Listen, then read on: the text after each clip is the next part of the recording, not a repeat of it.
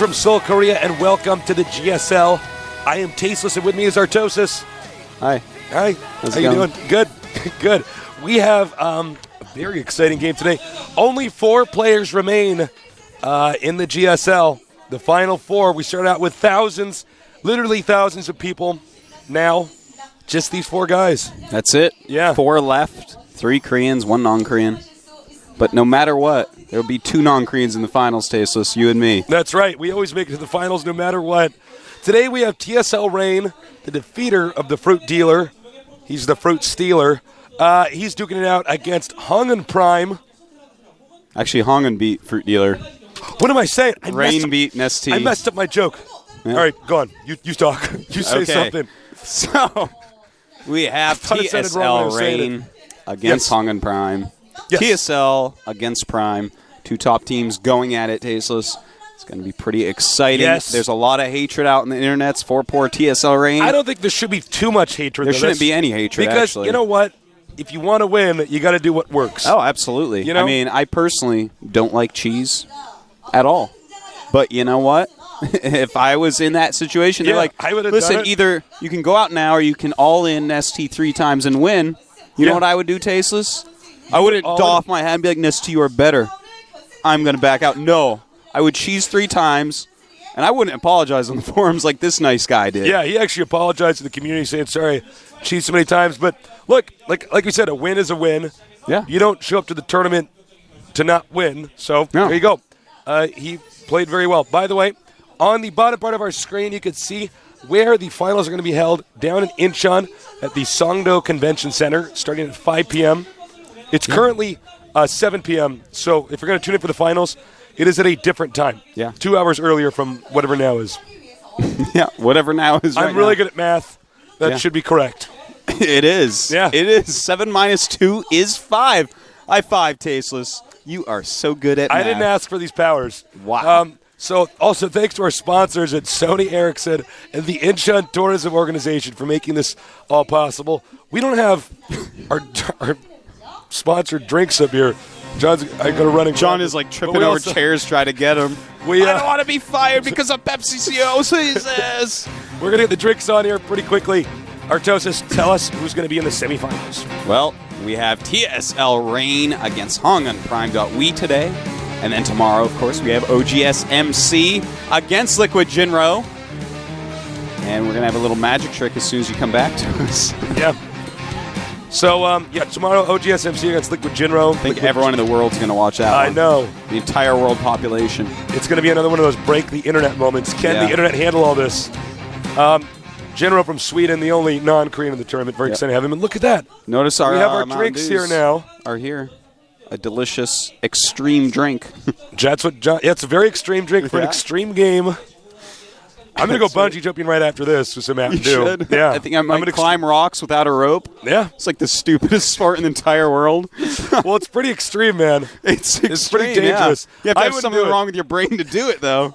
Yeah, it's pretty scary. That's a prerequisite. I couldn't do it. No. There's nothing wrong with your brain, Tasteless. That's the problem. I actually am the kind of guy that peers over the edge of an escalator, and I'm like, whoa. Dude, and I got to lean back. If there's a cathedral ceiling and I look up, I'm like shaking, holding on to the railing. You get like agoraphobic looking up. So, guys, thank you so much for joining us. Please encourage people to get the premium service, about $20, I believe, roughly $20. Yeah. And we know that not everybody can tune in live, but we do think that, for the deal, I mean, it's a pretty good deal. $20 for this much content, better than a DVD or anything like that. So encourage your friends to tune in if they can't watch live. Pretty please.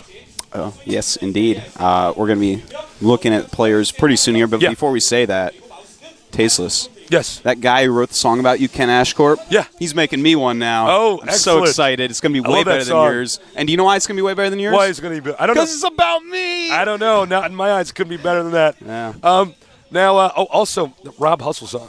It's so good. It's so good. I just loop it all day, man. I know. I could own some nerds to that song. I know. Playing StarCraft 2. And even if you lose, you have a song about you, so. That's true. Guess who really won in the end, nerd? You may have foregated me, but guess who has a Rob Hustle song about him? That's true. Tasteless. That's a win-win.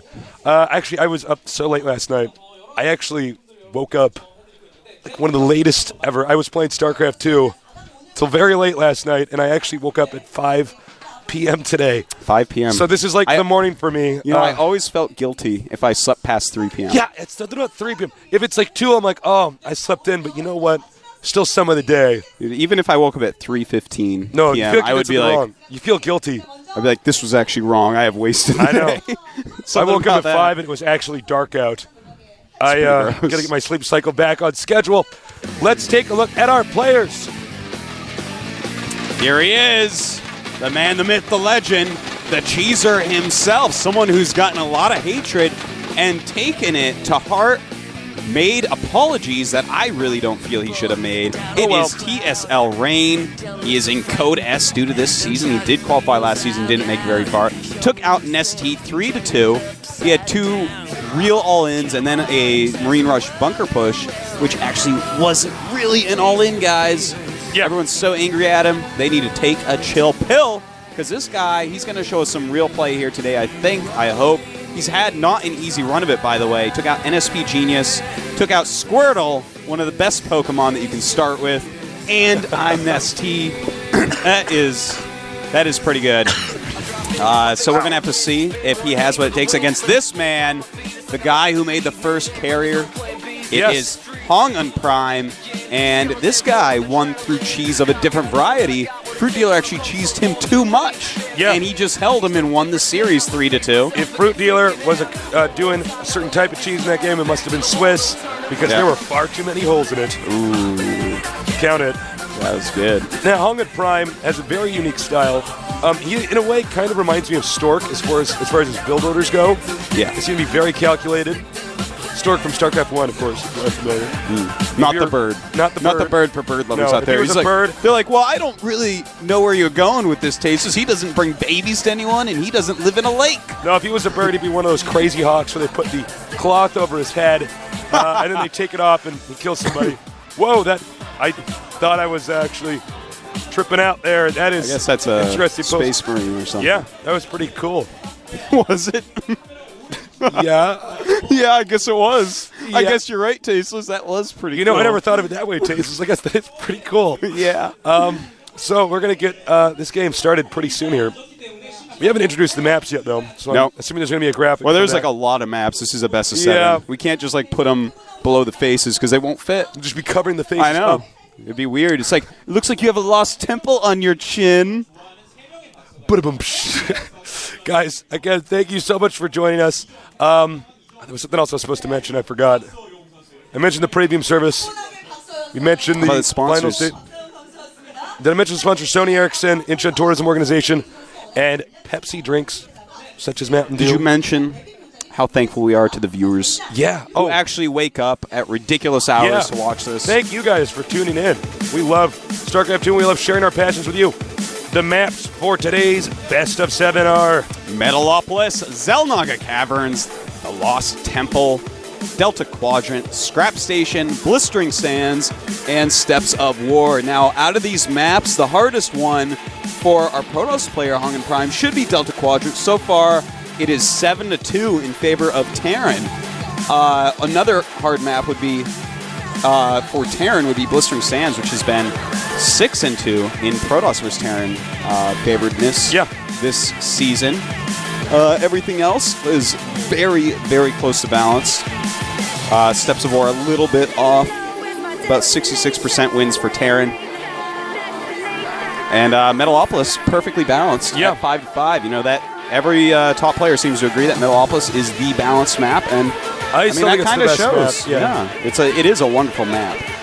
Well, it's good for learning the game. Yeah. Because you start out, there's nothing too crazy about it that's going to mess you up or change the way you see the game.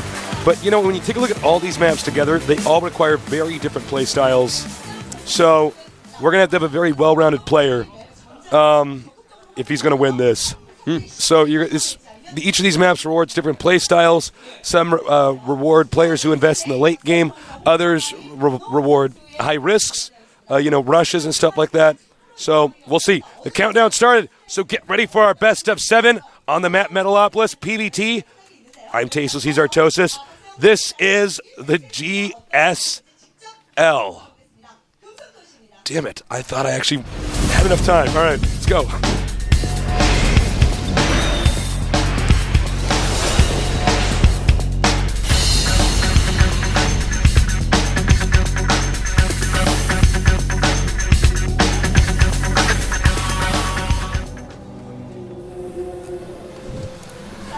Over here, in the red, we have our Terran player. He eliminated... Oh, excuse me. GSL lane.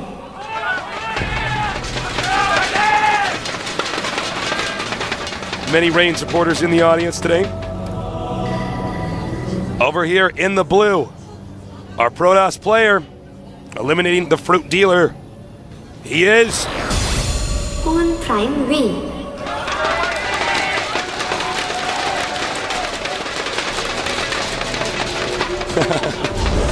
What is that? I don't know, it looked like a monster Dorito eating a smaller Dorito. Unless I'm mistaken. I actually thought that's what it looked like, Tasteless. Really? That is actually so funny. I cannot... No one's ever going to believe me. I passed it. Our brains it's like I are- actually got like the right question on the ink blot test. Yeah. They're in cross spots here. So, you know, it's going to be hard for them to engage each other early on. Much longer distances to travel. 8 p.m. for both these guys at roughly 250. And HongUn going to be the first to scout. That's right.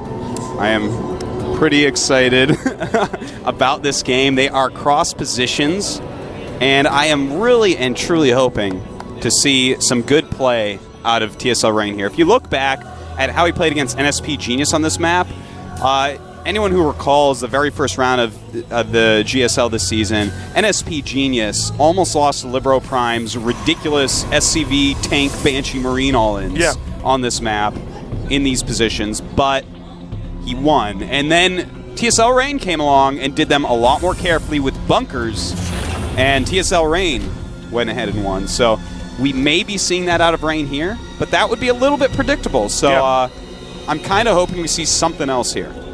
And by the way, TSL Reign is fast. Look at that APM. It's APM in StarCraft 2 is actually 40% less or so than StarCraft 1, so that's actually huge. Yeah. No, he did not take his gas here. So he actually is going to do a fast expand, presumably, with the when he stocks up 400 minerals. Meanwhile, HongUn Prime is not taking his second gas yet, but he probably will. If he doesn't, that indicates that he's not going to be teching his hardcore. Yeah. Well, I'd love to see some fast expansions here by both players. Obviously, as you said, Tasteless, Reign without those gases, he's going to make that command. In fact, look at the production tab. He has started that command center. But that's actually something very doable for HongUn as well. He hasn't taken that second gas yet. Yeah. Of course, you want that stock rat to chase him away, but oftentimes you see that second gas anyways. But in these positions, a Nexus First build, well, it's not Nexus First, but that's what it feels like because it's just so fast, is doable. Yeah. Very quick Nexus, and it looks like that's what he's going to do here. 400 minerals. So both these guys playing very safe.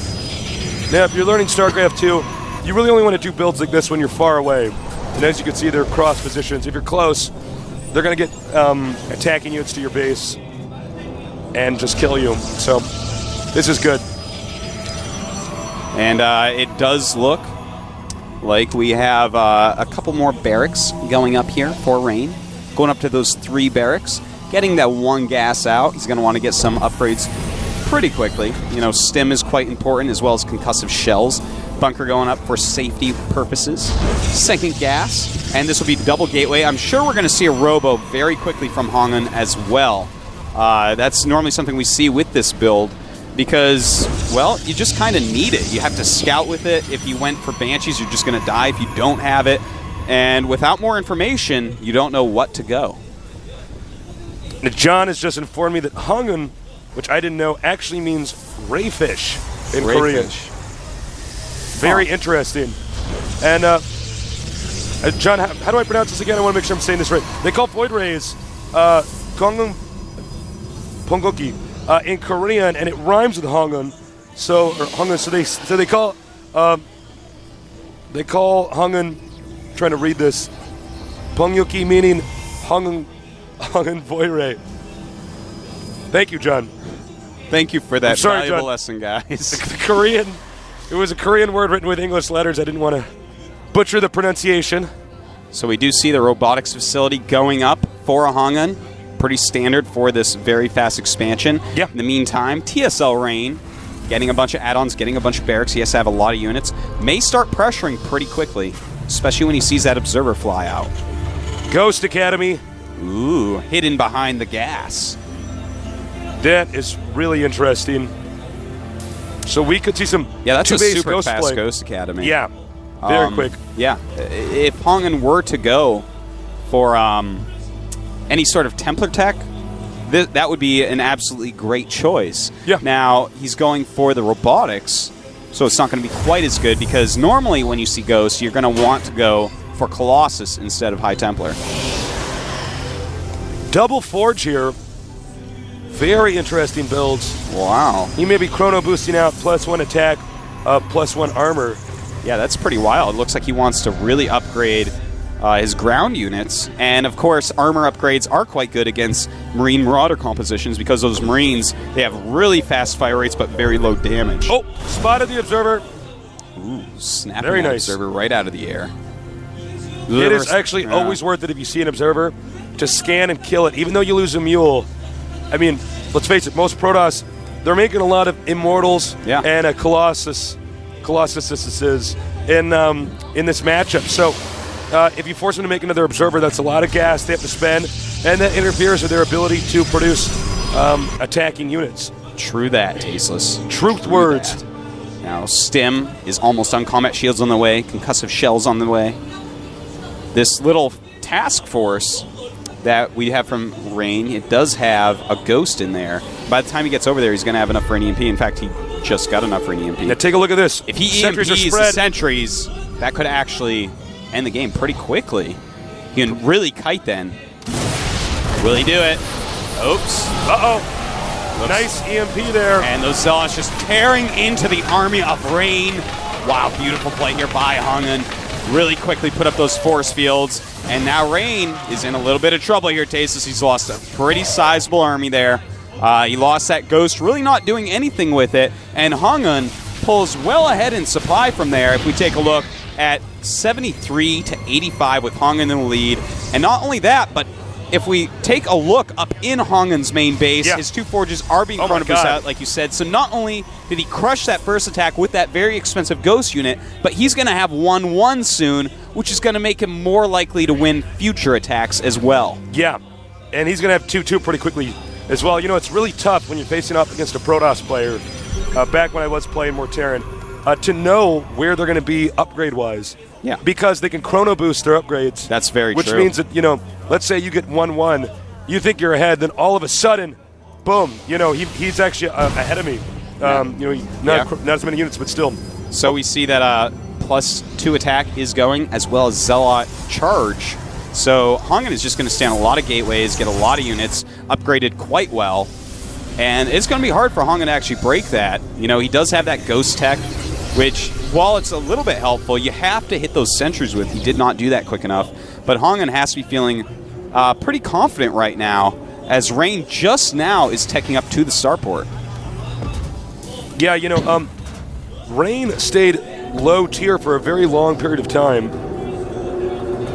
There's several variations we see for unit compositions in TVP, Terran vs. Protoss.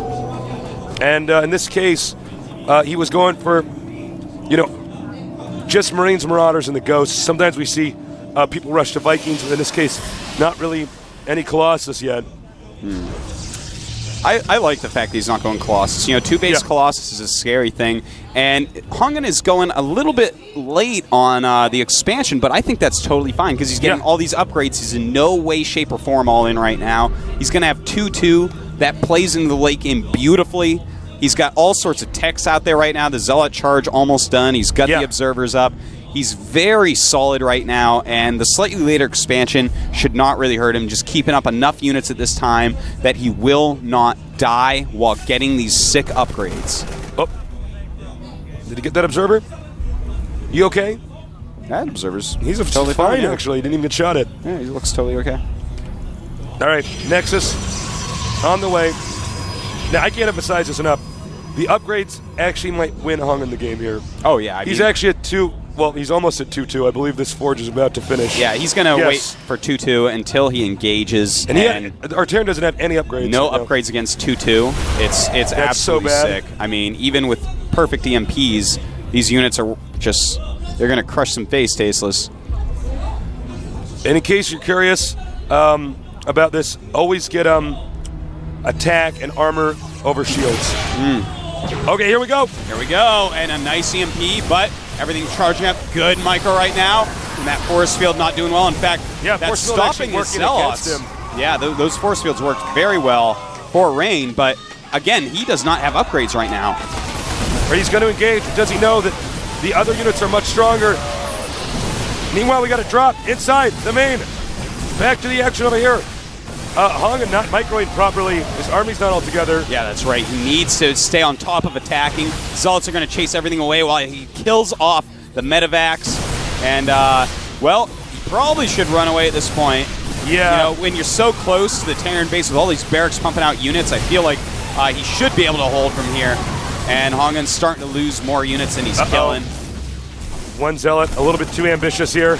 Oh, running way forward, but I mean, these are 2-2 units, and that Immortal doing some sick damage to the Marauders. It's funny because this battle is looking so different than we normally would expect it to see because these Protoss units are so heavily upgraded early on. Yeah. Our Terran has just hit 1-1 upgrades, but HongUn going to lose his entire army here. Really no reason to keep engaging. He can't really retreat, though, because the Marauders will just chase him down. Those Marauders, man. You ever seen a Marauder shoot at a Hydra that's retreating off creep? The Hydra actually moonwalks back towards the Marauder. That's how slow it goes. Oh my god, that's so funny.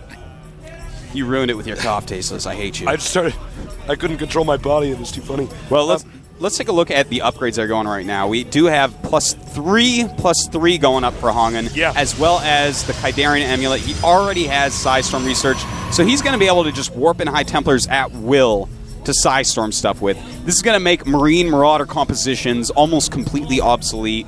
HongUn is just, he's looking beautiful here, Tasteless. Yeah, this is pretty slick play. And you know what I like about this? It's not risky, really. No, it makes perfect sense. It's great. It's great, solid PVT. And this is kind of, I think, what the future of PVT may start looking like. We're going to see a lot of upgrades, a lot of High Templar play as opposed to so much Colossus. Here comes a drop towards the main. HongUn reacts perfectly to respond to this. This drop. Bam. Oh, wow. Almost kills it. Oh, my God. Feedback on the medevac.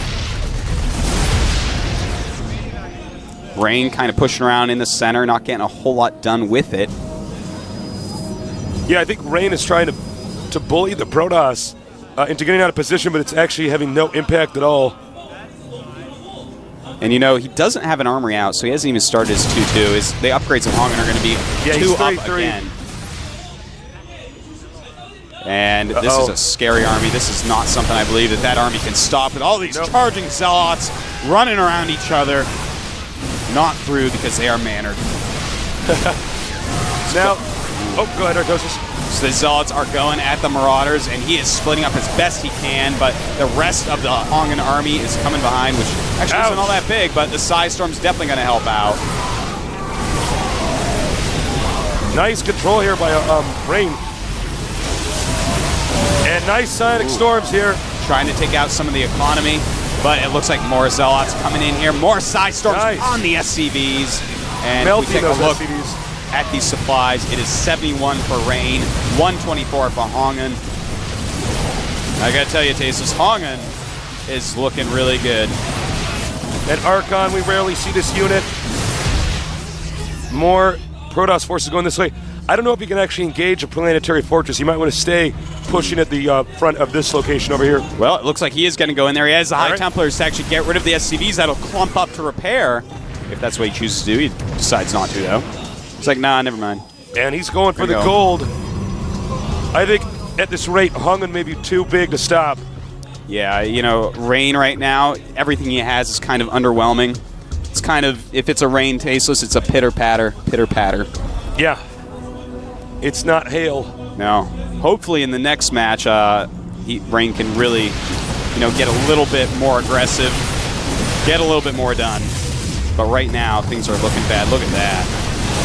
That was sick. Very nice. Nice storms. I love the feedbacks on the medevacs. Yeah, it's so smart.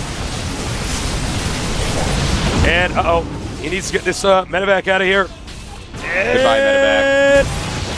Oh, look at that. Even kills that This guy took one for the team. Yeah, he did. Medal of Honor for that Marauder. All right. I hear it. Oh, Fleet Beacon on the way. I think we could see a carrier or a mothership. Yeah. I do believe so, Tasteless. I would not be surprised at all at a mothership because he is so far ahead at this point. He's got 4 bases to HongUn's 3. You know what, to be totally blunt, a mothership was actually perfect to get in this situation. I mean, we don't see it that much, but we also don't see, PVT that is kind of this solid yet. Yeah, no, this has been a very solid Protoss versus Terran. I'm not talking about the Terran versus Protoss. It's been a little bit less solid here, but HongUn has played brilliantly. And oh, there we go. Oh just my God! Destroying everything with Psystorm. He just melted that. Wow. GG. Rain. Clouds are going away, Tasteless. HongUn is coming out to play. Yeah. It is a sunny day in Protoss Town. The weather forecast says no. No rain today. Absolutely not. Well, I gotta say, I am totally appreciative of what HongUn has shown us here. This is something that has been the talk quite quietly in the Korean scene, that all the teams, the top teams, such as TSL, for instance, behind closed doors have been practicing Templar-based Protoss versus Terran. Yeah. Because the Colossus-based, you'll notice, Protoss gets so fragile because the Colossus costs so much money, they don't get enough units out there. But we have been hearing over and over again on the Korean servers about the Templar-based play. Yeah. HongUn is showing it to us. He's showing us why it's strong, and I really hope the whole world takes suit because this has to be the future, Tasteless. Upgrades, high Templars, more units, so that Terran can't just spread the Marauders out and kill you. It's kind of the opposite of that risky but strong two-basing stuff we saw Choya Foyu do against Liquid Jinro, which is good, but it's not the safest. Yeah, no, it doesn't have the most efficacy. It's get into the top 8 of a GSL good, but it's not stay around forever as a champion level contender good. I love the double forges.